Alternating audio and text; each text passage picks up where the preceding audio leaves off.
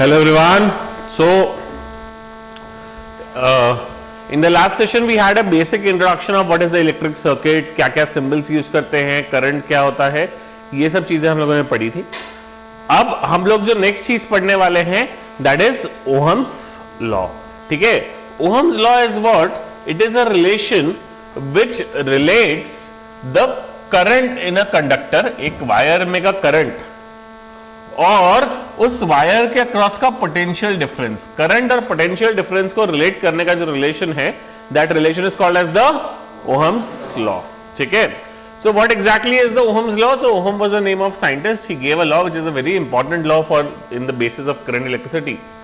तो what is according to the Ohm's law, at a constant temperature, एक constant temperature पे बात की गई है, टेम्परेचर बदल नहीं रहा है, ऐसे समय पे current flowing through a conductor, एक कंडक्टर से पास करने वाला जो करंट है, ये डायरेक्टली प्रोपोर्शनल है किसके? To the potential difference across the ends. अगर इसको मैं मैथमेटिकल फॉर्म में लिखूं तो हम लोग बोलते हैं current is directly proportional to the potential difference. आप किसी वायर में पोटेंशियल डिफरेंस डबल करेंगे, करंट भी डबल हो जाएगा. पोटेंशियल डिफरेंस आप 4 गुना करेंगे, करंट भी 4 गुना हो जाएगा. तो that is the relation between current and potential difference in a wire. अब I is the current flowing through the conductor. I is the current flowing through a conductor. V is the potential difference. Then according to Ohm's law, हमने बोला कि basic Ohm's law क्या था? Basic Ohm's law था V is proportional to I. अब हमने क्या किया, कभी भी आप लोगों ने डायरेक्ट प्रोपोर्शन पढ़ा होगा लास्ट ईयर क्लास 8 में. प्रोपोर्शनल को इक्वल करने के लिए हम लोग क्या करते हैं? कांस्टेंट लगाते हैं. तो therefore V is equals to I into R. तो V is equals to I into R. So that is the Ohm's law. V is equals to I into R. इसी से हम लोग क्या करते हैं, I को ये कर लिया तो I is equals to V by R. ये जो R है, this is called as the constant of proportionality. So R is the constant of proportionality, जिसको हम लोग क्या बोलते हैं साथ में? This is called as resistance. So R is the constant of proportionality, which is also called as the resistance. So R is the constant of proportionality, which is also called as the resistance. तो Ohm's law कब valid है? किसी constant temperature पे. तो constant temperature पे क्या होता है? जो करंट फ्लो कर रहा है वायर में, वो करंट किसके प्रोपोर्शनल होता है? उस वायर के पोटेंशियल डिफरेंस के. ये किसके लिए वैलिड है? कंडक्टर्स के लिए. अगर कोई चीज कंडक्टर नहीं है, आप आगे चल के अभी नहीं पढ़ोगे, आप लोग 11th में जब 12th में जाओगे आप लोग पढ़ोगे कोई चीज सेमी कंडक्टिंग है, इंसुलेटिंग है, तो उसके लिए ओम्स लॉ वैलिड नहीं है. कोई चीजों को कुछ और भी कुछ स्पेशल टाइप ऑफ कंडक्टर्स है जिसके लिए भी ओम्स लॉ वैलिड नहीं है. ठीक है ना? बट हम लोग अभी हमारा जो भी ये पढ़ रहे हैं, हम लोग किसके लिए पढ़ रहे हैं? कंडक्टिंग वायर्स के लिए पढ़ रहे हैं नॉर्मली. तो कंडक्टिंग वायर्स एक ऐसा केस है जिसके लिए ओम्स लॉ वैलिड है. तो हम वैलिड रहना नहीं रहना वो वाली चीज पर भी डिस्कस ज्यादा नहीं कर रहे हैं. बेसिक हमको एक कंडीशन जो ध्यान रखनी है, टेम्परेचर वही है, टेम्परेचर बदल नहीं रहा है. क्लियर है क्या? तो R को हमने बोला resistance of the conductor. Clear है? अब रेजिस्टेंस का यूनिट क्या होता? सो ओहम जी ने लॉ दिया था जिससे हमने रेजिस्टेंस डिफाइन किया. तो ओहम जी के ही ऑनर में हमने क्या किया? ऐसा यूनिट ऑफ रेजिस्टेंस को नाम दे दिया ओहम. ओहम को डिनोट करने के लिए ग्रीक लेटर ओमेगा यूज करते हैं. तो ऐसे एक ग्रीक लेटर ओमेगा, जैसे ये जो सिंबल है ये हम लोग यूज करते हैं किसके लिए? ओहम के सिंबल के लिए, रेजिस्टेंस के सिंबल के लिए ओमेगा वाला, ये वाला ग्रीक लेटर वाला सिंबल यूज करते हैं. क्लियर है? अब what is 1 ohm? 1 ohm is defined as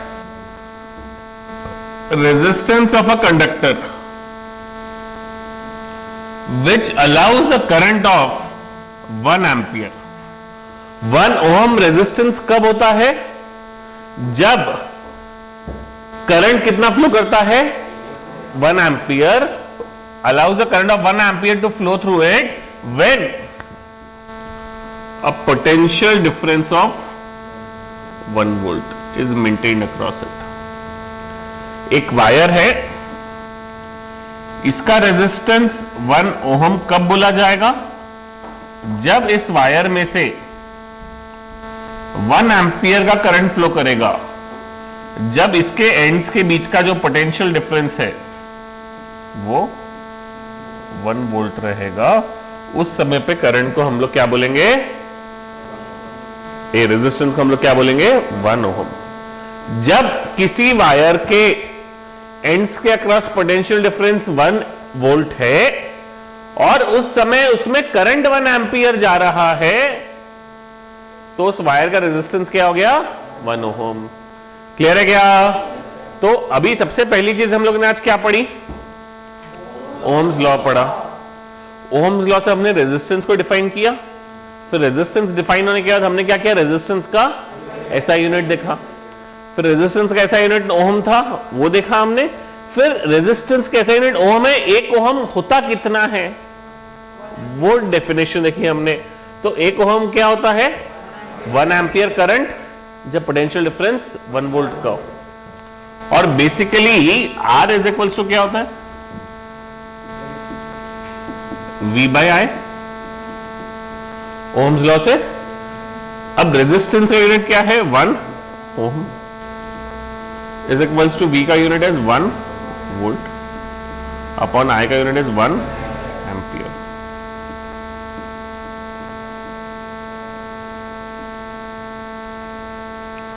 So 1 volt is equals 1 ohm is equals to 1 volt upon 1 ampere. Clear है क्या सबको?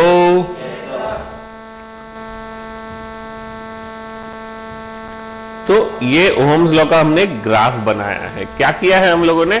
ओहम्स लॉ का एक वेरिफिकेशन का सर्किट आता है. आप लोगों को अभी कैसे वेरीफाई किया जाता है वो एक्सपेरिमेंटल सेटअप वो अभी नहीं करना है.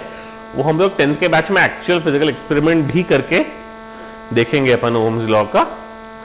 तो ओहम्स लॉ का ये क्या है? Current flowing through a conductor, current flowing through a conductor is directly proportional to the potential difference. ये तो ओहम्स लॉ है. तो हमने क्या किया?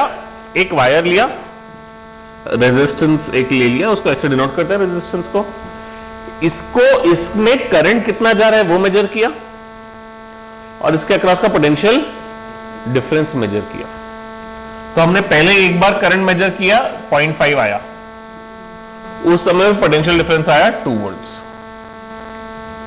फिर हमने एक मैकेनिज्म है जिस मैकेनिज्म से हमने करंट चेंज किया. करंट कितना आ गया? करंट जब हमने देखा 1 तो हमको पता चला पोटेंशियल डिफरेंस कितना आ रहा है? 4. हम क्या कर रहे हैं? करंट चेंज कर रहे हैं. कैसे चेंज कर रहे हैं वो आप लोग बाद में पढ़ेंगे. करंट आप चेंज कर रहे हो. करंट चेंज करने से क्या हो रहा है? एमीटर की रीडिंग बदल रही है, करंट की वैल्यू बदल जा रही है, ये रीडिंग आ रही है. उस समय पे ये करंट जब फ्लो कर रहा है तब वोल्टेज की रीडिंग कितनी आ रही है, पोटेंशियल डिफरेंस की कितनी रीडिंग आ रही है, वो आप ऑब्जर्व कर रहे हो. तो आपने ऑब्जर्व किया कि भाई जब करंट 0.5 दिखा रहा था तब वोल्टेज 2, जब करंट 1 दिखा रहा था तब वोल्टेज 4, जब करंट 2 दिखा रहा था तब वोल्टेज 8 एंड सो ऑन. तो आपने बोला हम एक काम करेंगे, करंट और वोल्टेज का ग्राफ बनाएंगे. तो हमने क्या किया? वाई एक्सिस पे वोल्टेज, वाई एक्सिस पे हमने वोल्टेज को लगाया, वोल्टेज लिया. एक्स एक्सिस पे हमने करंट लिया. फिर हमने क्या ऑब्जर्व किया? करंट जब 0.5 है तो करंट 0.5 मतलब क्या हो जाएगा? इसके बीच में कहीं तो भी यहां पे. तब वोल्टेज कितना है? 2 वोल्ट. पॉइंट प्लॉट किया. ऐसे ही जब करंट 1 एम्पियर है तब वोल्टेज लिया, पॉइंट प्लॉट किया. ऐसे ही सारे पॉइंट्स के पॉइंट प्लॉट किए, और हम जब ग्राफ बनाएंगे तो हमें हमेशा ऑलवेज ये ऑब्जर्व होगा कि the graph is a straight line passing through origin. अगर ऐसा नहीं आएगा तो इसका मतलब वो कंडक्टर ओम्स लॉ फॉलो नहीं कर रहा है। ओम्स लॉ फॉलो करने वाले कंडक्टर की हमेशा जो ग्राफ बनेगा, it is always going to be a straight line passing through origin. तो दो चीजें होना जरूरी है, कोई कंडक्टर ओम्स लॉ फॉलो कर रहा है कि नहीं कर रहा है चेक करना है ग्राफ से। तो दो चीजें होना चाहिए जरूरी ग्राफ में। क्या होनी चाहिए? पहली चीज स्ट्रेट लाइन होना चाहिए, दूसरा क्या होना चाहिए? ओरिजिन से पास करना चाहिए। अगर मान लो कोई पूछ लेगा कि भाई ये कंडक्टर का ऐसा हमने ग्राफ बनाया, वी आई ग्राफ ऐसा आया, तो क्या ये ओम्स लॉ फॉलो कर रहा है? नहीं। कोई बोलेगा कि हमारा ग्राफ ऐसा आया, तो क्या ये ओम्स लॉ फॉलो कर रहा है? नहीं। तो ये वो कंडक्टर्स के ग्राफ है जो ओम्स लॉ फॉलो नहीं करते। सभी कुछ चीजें ओम्स लॉ फॉलो करती है क्या? नहीं। बट हम लोग अभी जितनी पढ़ेंगे वहां पे हम हर जगह पे ले लेंगे कि ओम्स लॉ फॉलो हो रहा है। जहां ओम्स लॉ फॉलो नहीं हो रहा है वो वाली चीजें हम लोग अभी नहीं देखेंगे डिटेल में। क्लियर है क्या सबको?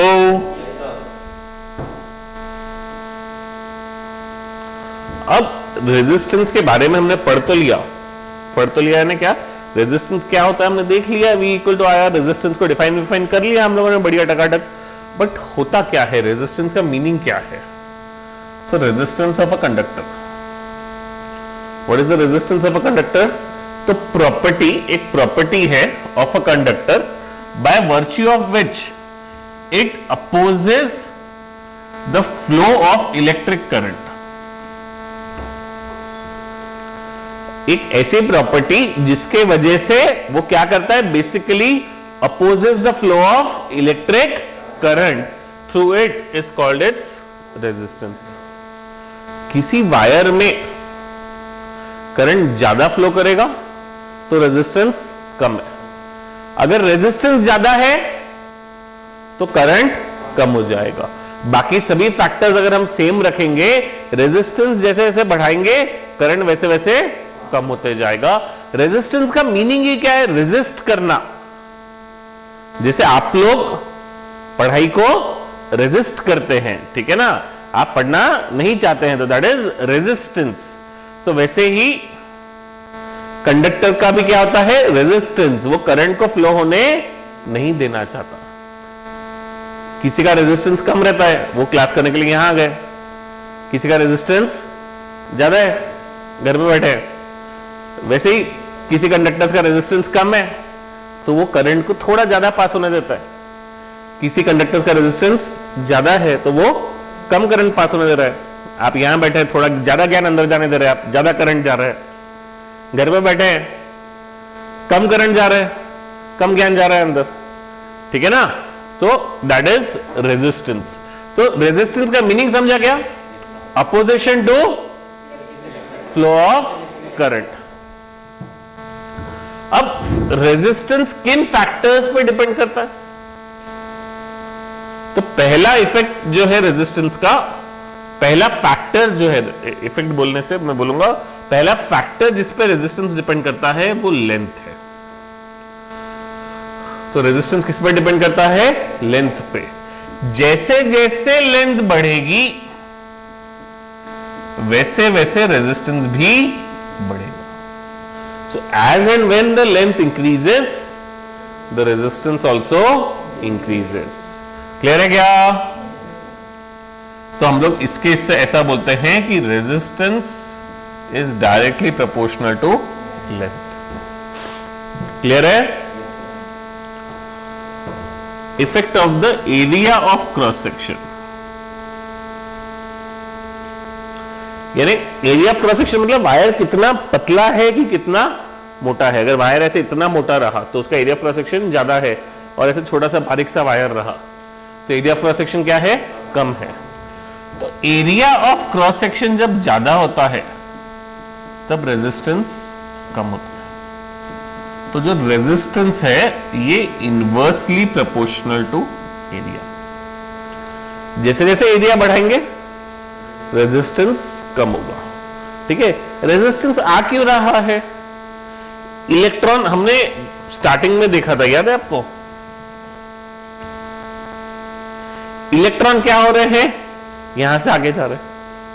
अब अगर एरिया कम रहा तो क्या होगा, इलेक्ट्रॉन को जब इससे पार जाना है, ये मेटल के बड़े बड़े बॉल है, आप बड़े बड़े बॉल लगाएंगे 3-4, उसके बीच में एक छोटा बॉल पास कराना क्या है, मुश्किल है। बट आप 10-12 बड़े बॉल लगाएंगे तो यहां से गैप निकल जाएगी, यहां से कहीं ना कहीं से गैप निकल जाएगी एक तरीके से। ठीक है, एक समझने का तरीका है ये, एग्जैक्टली तो बहुत चीज अलग है, बट समझने का बिल्कुल तरीका हो सकता है कि भाई कम इलेक्ट्रॉन है तो निकलने के लिए जगह कम है, कम एटम्स है तो निकलने के लिए जगह कम है। बट जब एटम्स बढ़ जाएंगे, जब ये इसकी चौड़ाई मोटाई बढ़ जाएगी, तब क्या होगा, गैप जो है वो बीच बीच में से थोड़ी बढ़ जाएगी, तो इलेक्ट्रॉन क्या होंगे, ज्यादा आसानी से जा पाएंगे।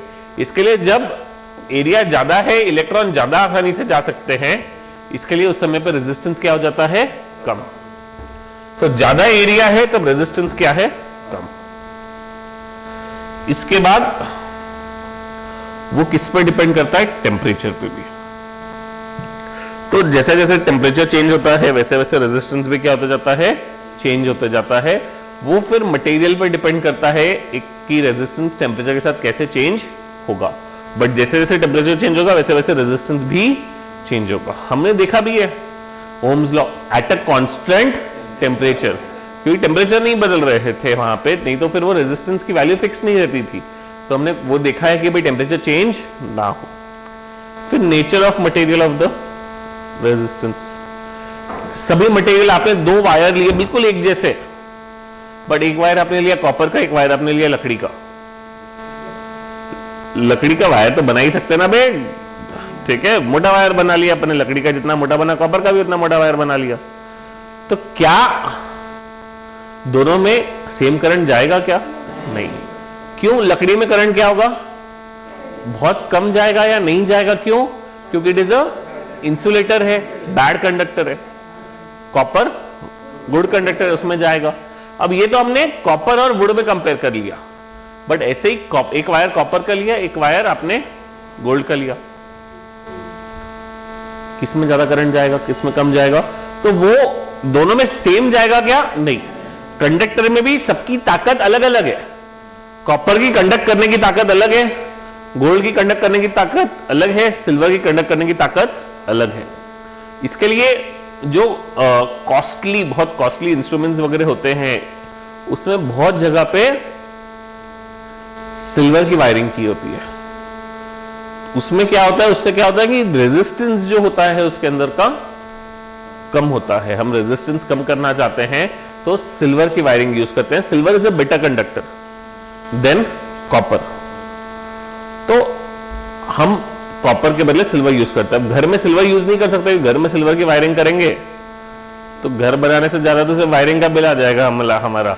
तो इसके लिए वहां पे वो उतना पॉसिबल नहीं है, इसके लिए वहां सिल्वर यूज नहीं करते। बट जहां पे हम यूज कर सकते हैं, जहां पे रिक्वायरमेंट भी है और जहां पे cost is not a inhibition, या बहुत ज्यादा वायर नहीं लग रहा है, तो वहां पे हम लोग सिल्वर की वायरिंग वगैरह यूज करते हैं। तो रेजिस्टेंस किन चीजों पे डिपेंड करता है? रेजिस्टेंस होता क्या है? करंट को अपोज करने की प्रॉपर्टी। किन चीजों पे डिपेंड करता है? लेंथ। किस तरीके से डिपेंड करता है लेंथ पे? लेंथ बढ़ेगी, रेजिस्टेंस बढ़ेगा।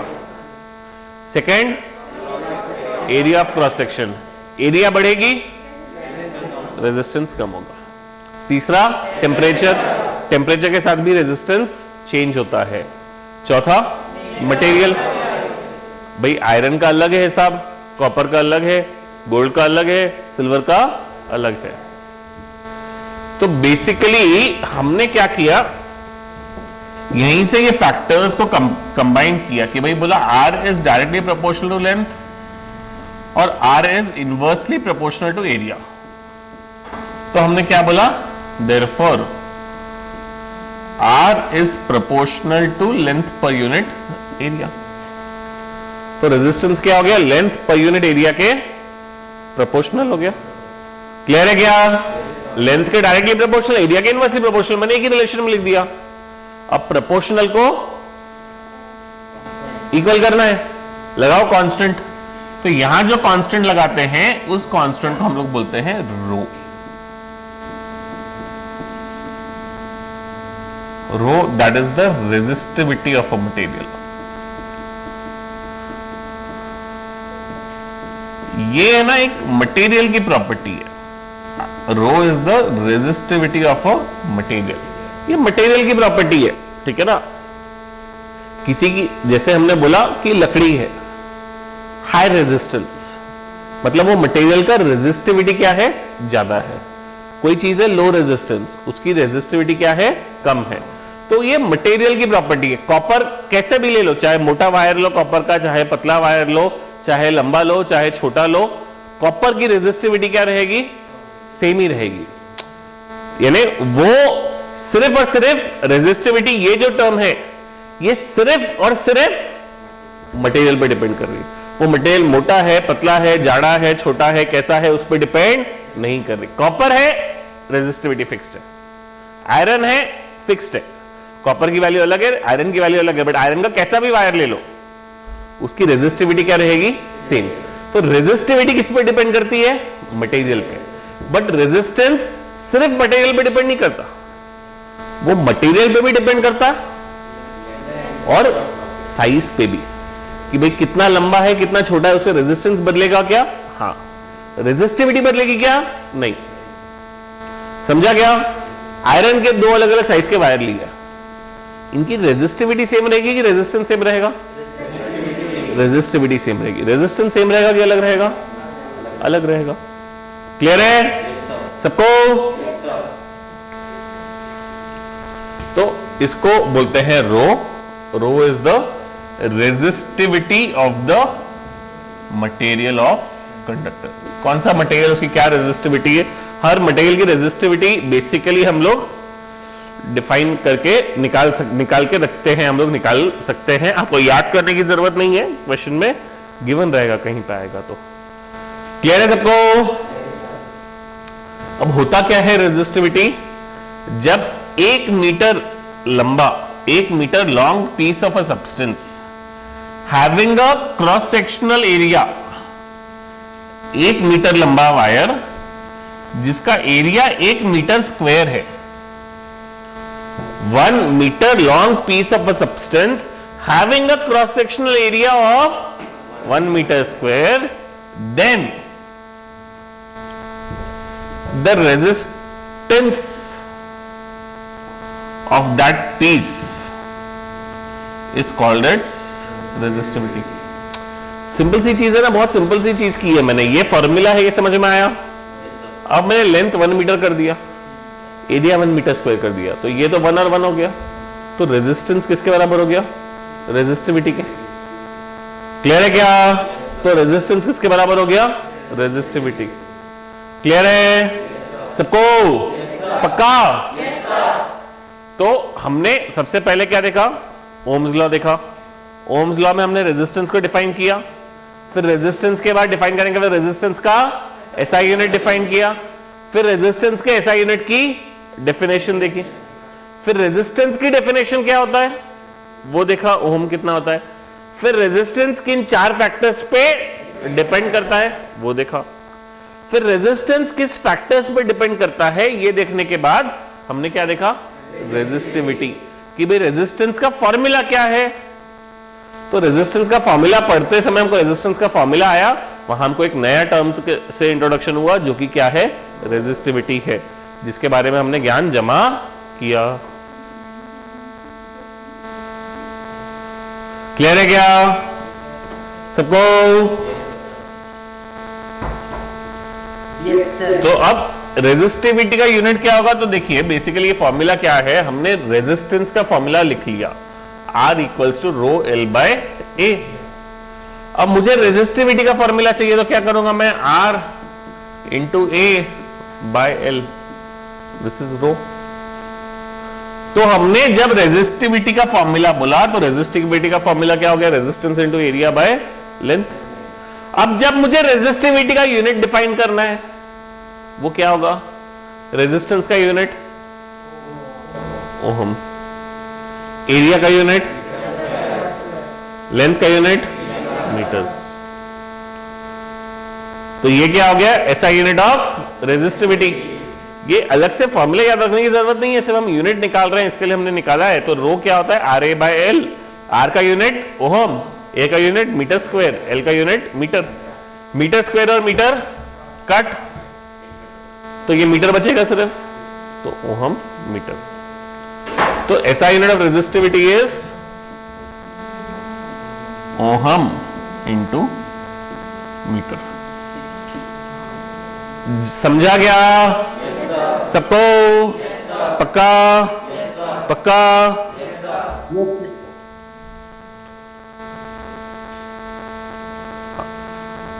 अब मटेरियल को क्लासिफाई कैसे करते हैं on the basis of resistivity?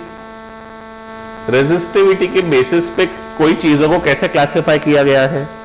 तो हमने बोला गया है जिनकी बहुत कम रेजिस्टिविटी है। रेजिस्टिविटी कम है मतलब क्या है? रेजिस्टेंस ज्यादा की कम? रेजिस्टिविटी कम है,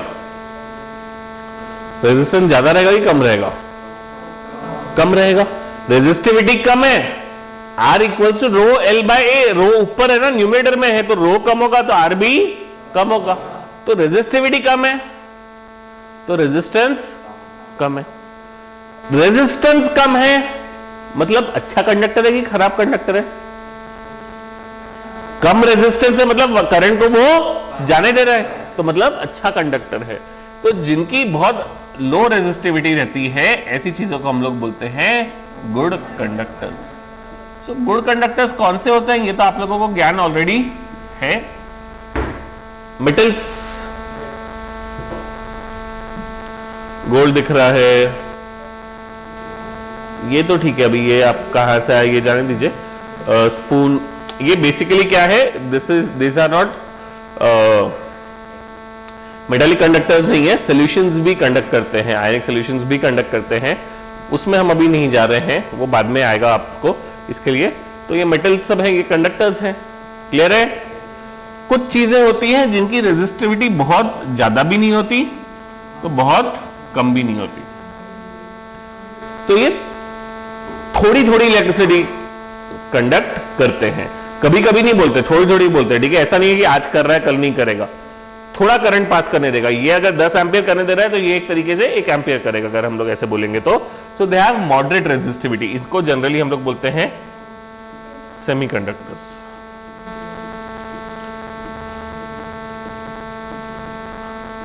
सिलिकॉन सबसे इंपॉर्टेंट सेमीकंडक्टर अभी क्या है? सिलिकॉन है, ठीक है? हमारी जितने भी इलेक्ट्रॉनिक डिवाइसेस है, all the electronic devices require silicon. Silicon की चिप्स होती है उसमें। अभी आप लोगों ने बीच में न्यूज़ में भी देखा होगा कि कार प्रोडक्शन, मोबाइल प्रोडक्शंस में भी सब में शॉर्टेज आ रही थी। क्यों? The reason was silicon chips were in shortage.